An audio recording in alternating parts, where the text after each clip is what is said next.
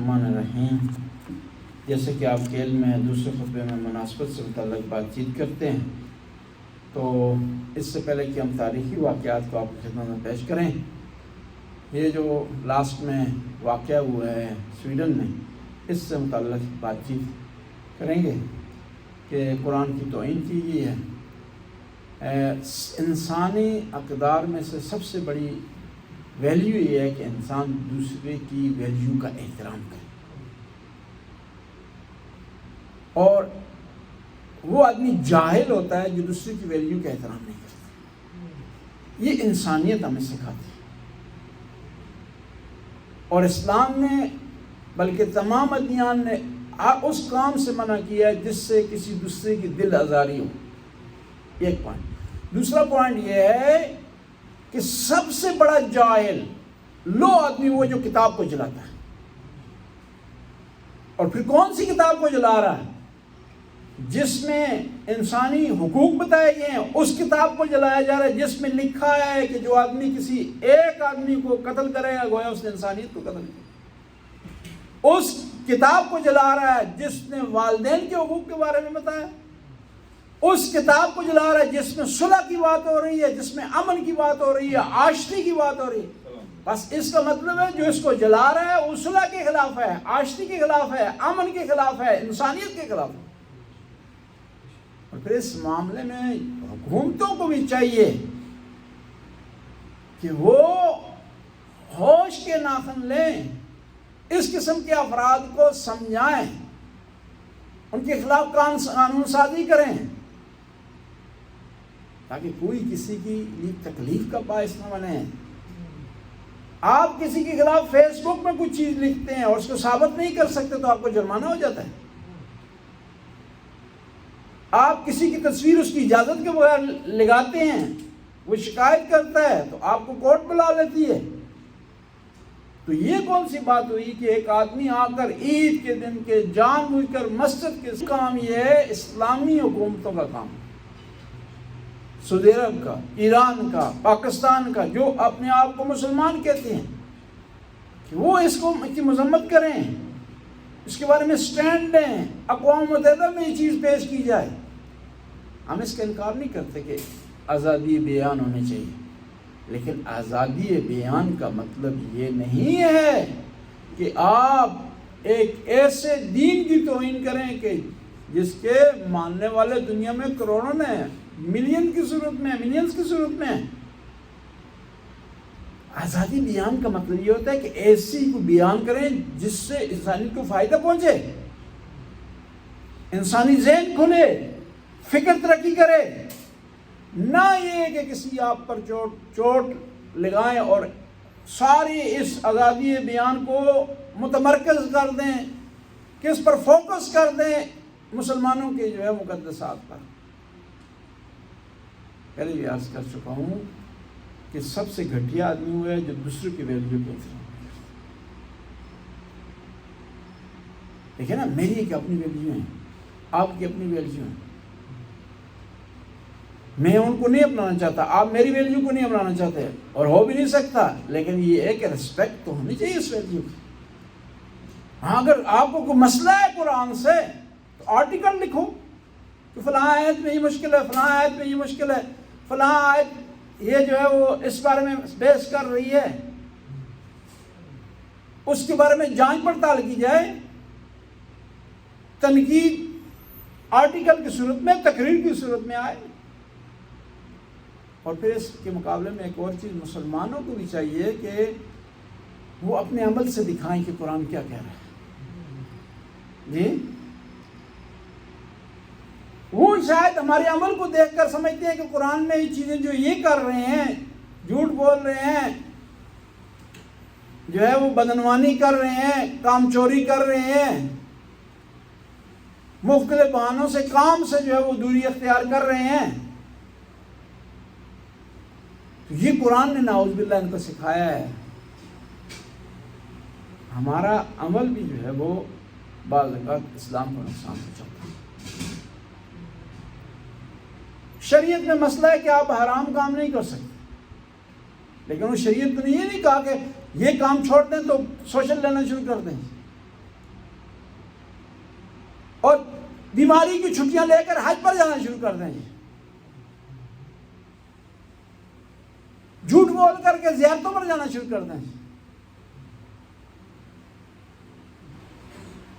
مجھ سے ایک آدمی نے فون کیا اس دن، کہا کہ عید کے دن مجھے کام والے چھٹی نہیں دے رہے، کیا میں جھوٹ بول کر کے نماز پڑھنے کے لیے عید کی آ سکتا ہوں؟ میں نے کہا نہیں آ سکتے، کہ جھوٹ بولوں کہ میں بیمار ہوں، اور اصل میں اس لیے جھوٹ بول رہا ہوں کہ تاکہ عید کی نماز میں شرکت ہو۔ جس نماز کی بنیاد جھوٹ ہو وہ نماز کہاں قبول ہوگی؟ نماز میں یہ حد تک کہ پانی آپ کا اپنا نہیں ہے، کسی کا چرا کر لیا آپ نے تو وضو نہیں ہوتا اس سے۔ جس جگہ آپ نماز پڑھ رہے ہیں وہ اس آدمی نے اجازت نہیں دی نماز پڑھنے کی، تو آپ نماز نہیں پڑھ سکتے۔ اور ایک یہ ہے کہ، اور دوسرا یہ ہے کہ مسلمانوں کو چاہیے کہ اس قرآن میں وہ چپٹر جو اخلاقیات سے متعلق ہیں، خانوادے سے متعلق ہیں، انسانیت سے متعلق ہیں، ان کو نکال کر کے ترجمہ کر کے ان لوگوں میں پیش کیا جائے۔ قرآن کی آیات کا ترجمہ لوگوں میں بتایا جائے کہ یہ جو بے وقوف جاہل جس قرآن کو جلا رہا ہے وہ یہ کہہ رہا ہے، وہ یہ کہہ رہا ہے ماں باپ سے محبت کریں، ان کی رسپیکٹ کریں، وہ کہہ رہا ہے کہ انسانیت کو بچانا واجب ہے، وہ یہ کہہ رہا ہے کہ امن و صلح کے لیے اگر قیمت بھی ادا کرنی پڑے قیمت ادا کریں، صلح اور امن کو قائم کریں۔ وہ قرآن کہہ رہا ہے کہ دوسروں سے محبت کریں، قرآن کہہ رہا ہے کہ ہمسائے کے حقوق ادا کریں، قرآن یہ کہہ رہا ہے کہ نیکی میں پہل کریں، ساروا الی مغفرۃ من ربکم فاستبقوا الخیرات، نیکی کے کاموں میں جلدی کرو، سبقت حاصل کرو، یہ کہہ رہا ہے، لکھ کر کے پیش کریں تو کئی مسائل جو ہے کسی حد تک حل ہو سکتے ہیں، کم از کم ہماری ذمہ داری ادا ہو سکتی ہے۔ اور پھر یہ بھی یاد رکھیں، جن ممالک میں ہم رہ رہے ہیں نا، وہاں ہمارا ری ایکشن ممالک کی سچویشن کے مطابق ہونا چاہیے۔ وہ جاہل گوار قرآن کو مسجد کے سامنے جلا رہا ہے، وہ جاہل ہے، آپ جاہل نہیں، آپ پڑھے لکھے ہیں، آپ کا ری ایکشن اس جیسا نہیں ہونا چاہیے۔ آپ کا ری ایکشن ایک پڑھے لکھے آدمی، ایک سمجھدار آدمی اور ایک دیندار آدمی جیسا ہونا چاہیے۔ دیکھیں نا، شام کے ممبر سے گالیاں دی گئی امیر المومنین، مولا کو صحابیوں نے آ کر کہا کہ ہمیں بھی اجازت دیں، ہم بھی جواب دیں، ان کو گالی کا جواب گالی سے دیں۔ تو امام نے فرمایا کہ میں نہیں چاہتا کہ میرے چاہنے والے ان جیسے ہو جائیں۔ وہ بے وقوف جاہل آ کر کے ایسا کام کرتا ہے، اس کا یہ ہے کہ سب سے پہلا کام یہ ہے کہ اس کو اگنور کریں، جہاں وہ کام کر رہا ہے وہاں نہ جائیں۔ 2-3 دفعہ کوئی نہیں جائے گا نا، وہ خود ہی واپس چلا جائے گا۔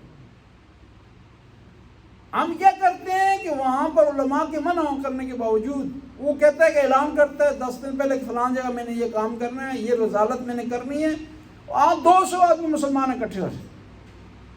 کیوں اکٹھے ہوتے، کیوں جاتے ہیں وہاں پر؟ اور اس کو شے ملتی ہے، وہ آج 200 اکٹھے ہوئے نا، وہ ایک کام کرتا ہے پولیس کی سربراہی میں، پھر اگلی جگہ کا اعلان کرتا ہے، وہاں 300 اکٹھے ہو جاتے ہیں۔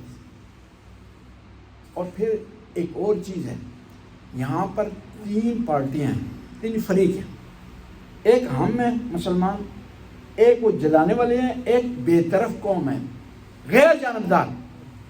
آپ اپنے تشدد کے ذریعے غلط حرکات کی وجہ سے وہ جو غیر جانبدار لوگ ہیں ان کو بھی کیا کرتے ہیں، پارٹی بنا لیتے ہیں، ان کو بھی آپ اس کی طرف دھکیل رہے ہیں۔ حالانکہ اس اتنا پیارا معاشرہ ہے یہ ناروے کا۔ مجھے ایک آدمی نے بتایا کہ یہاں پر ایک گورے نے ایک فوج بنائی کہ اس نے اعلان کیا کہ میں فوج بناتا ہوں، کس کو؟ فارنر کو قتل کرنے کے لیے۔ بہت بڑا اجتماع ہوا، کہتے ہیں اسٹیج سے اس نے اعلان کیا کہ کون کون ہے جو فارنر کو قتل کرنے کے لیے میرا ساتھ دے گا، تو کہتے ہیں کسی نے ہاتھ نہیں کھڑا کیا، لوگوں نے پیٹ کر دی اس کی طرف کہ یہ چیز ہمیں منظور نہیں ہے۔ اب یہ غیر جانبدار طبقہ جو ہے، اس آپ کے لیے موقع ہے اس تک اس سچویشن میں پیغام پہنچائیں کہ کتاب کو جلانا اچھی حرکت نہیں ہے، اور پھر کتاب جس کو جلایا جا رہا ہے، یہ کتاب کون سی ہے، کیا مقام رکھتی ہے، اس میں کیا لکھا ہوا ہے۔ اس میں سب سے پہلی جو آیت ہے وہ بسم اللہ الرحمن الرحیم ہے۔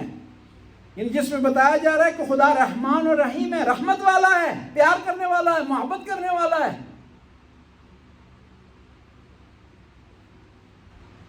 اور جس کا آخری حلف انسانیت کے بارے میں ہے، ناس، یہ انسانیت کی بات کر رہا ہے.